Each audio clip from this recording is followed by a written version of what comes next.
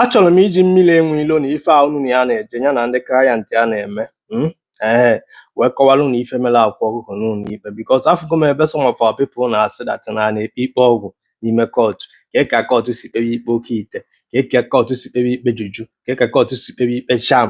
Do you understand me? But even nchọ ka ịghọta ebe a dat na kọtụ ada ajụ gị na ọgwụ ọ dị alụ ọrụ ka ọgwụ ada alụ ọrụ na oke ite ọ na-eme nke ọ no. Do you understand me? Ife ekpere akwa oke n'ikpe bụ conspiracy, obtaining or the obtaining by false pretense and aiding nappy snap asilo and they prepare sham for criminal people or something like that. Mana some of our people aghọtara ife eji wee kpe akwa ikpere akwa oke ikpe based on sham ọ na-arụ ọrụ sham ọ dị real. No. Na achọrọ m iji mmiri enwilo wee mara gị atụ ka ị wee ghọta ife m na-ekwu ebe a. Mmiri enwilo somebody a native doctor because if ihe a mere akwa ọkụ can happen to mmiri enwilo or can happen to any native doctor na-agba afa na-agwọrọ ndị mmadụ ọgwụ ma ọ bụ na-arụrụ ndị mmadụ ọrụ. You understand? Because ife mere akwa abụrụ direct something or indirect bụ ife kodolo akwa. Do you understand? And onye ọbụla wepụtara ya idea ahụ eji wee mee pre-bargain mere akwa the best thing. Yeah, the best option akwa nwere iji wee pụta n'ife a. Do you understand me? Because ọ bụrụ na achịgharị ebe the thing because ịma na ejiri emotion eje anọ na court. Achịgharị the thing akwa nwere ike spend more than 5 or 6 years inside. You understand? So that pre-bargain after if family would the best is it. Ịghọta na ife a na-agwa mbọ na some of unu aghọtara ya nọ mgbe ị ga-ekote okwu ka ọ ga-abịa ịbaluo court interpret elegolo. Ịghọtago echefuna na before ebido ibu akwa ha na ndị native doctor na fabu uzogodo mee law mba Anambra State Homeland Security Law mee ya ọ dị tight before wee bido ịnwụrụ ndị native doctor.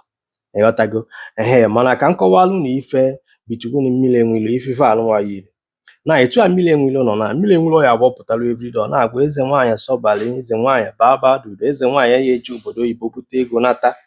Ịghọtago na eze nwaanyị ga-enye emegịrị gị nta meli gị moloko na eze nwaanyị ga-enye gị nwa eze nwaanyị ga-eme gị ka ịdị progress eze nwaanyị ga-ewetara gị kọstọma eze nwaanyị ga-aba gị ọgaranya eze nwaanyị ga-eme gị eze. Ife a niile bụ product ọ na-elesi client na social media. O ji social media platform were market data eze nwaanyị sọbalị. Do you understand what I'm saying? Na gị nwa nụrụ ya na ịgbakwute mmiri enwilo for example wee sị ya na ịlikekwara ife ọ kwuru ka ya ọrụ gị ọrụ. Do you understand me? Because of again that product ọ na-advertise bụ eze nwaanyị sọbalị na-eji obodo oyibo ebutere ndị mmadụ ego. Do you understand? Na ịgbakwute ya bụ mmiri enwilo for example mmiri enwilo charge gị narị gị ego wee rụọ ọrụ gị ọrụ ahụ then after some time or even 1 year ọ bụ that na ị nele anya ọ bụ na ọrụ arụrụ gị na ị nwetara progress na ya na I'm just explaining something to you. Ị nwere ike ichi atụ mmiri enwilo then ọ bụ na na-abụ debate ihe ọbụla ịghọtara ife ọ na ka cancel mmiri enwilo to court. Eluo court ama njụba mmiri enwilo eze nwaanyị ọ na-arụ ọrụ ma ọ na ọ na-arụ ọrụ. No. Ife that in law ya eji wee judge mmiri enwilo na that case will obtaining by false pretense. Ife a bụ ihe nchọ ka ịghọta here. Do you understand? Mana ụmụ some other things kwele akwa ọkụkọ. Watch ya video m mebu before agba gị na ọlọ ya akwa ọkụkọ bụ ife ga-efree akwa ọkụkọ. Do you understand what I'm saying? So ihe anyị ọ na-eselu oke ite. Do you understand what I'm saying? Mana abanye court achọ ikpe dị ikpe ayala abịakwube na oke ite ọ na-arụ ọrụ ma ọ na-arụ ọrụ ọnọva ka ife mmiri enwilo na petagharị mbọsịva ya agbaela ya fi mana o nwere reason aka ji bụ ya nkịtị. Do you understand what I'm saying? Mana mbọsị ị ga-ada kabanye n'aka oyibo ịbaluo court ka a ga-interpretere gị na ị na-emetere nke ma ọ na imetọrọ nke. Do you understand what I'm saying? Ọ bụrụ ife mụ na gị na-abụ na ikwu na social media na-akọ ka o si erugo anyị ọ iruo court ịghọta that na kacha mbụ ji die.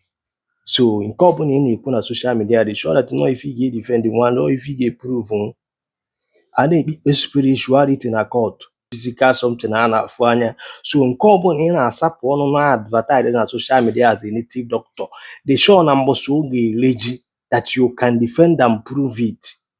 Ana m agbakwa akwa ife ya mmiri enwilo na-eme ọ bụla aka nji maka ya bịa tata mana achọrọ m ibi detail unu ka ịghọta ife ekwile akwa ọkụkọ abụrụ that na ọ dị innocent. Ịghọtago na ọ bụrụ na ọ dịrọ guilty, o nwere some certain area the thing ji wee kue ya.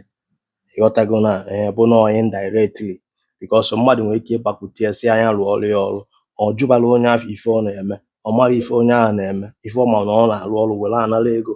Do you understand me? Ekenekwe m unu ụmụnne na-ege m ntị, ka emesịa.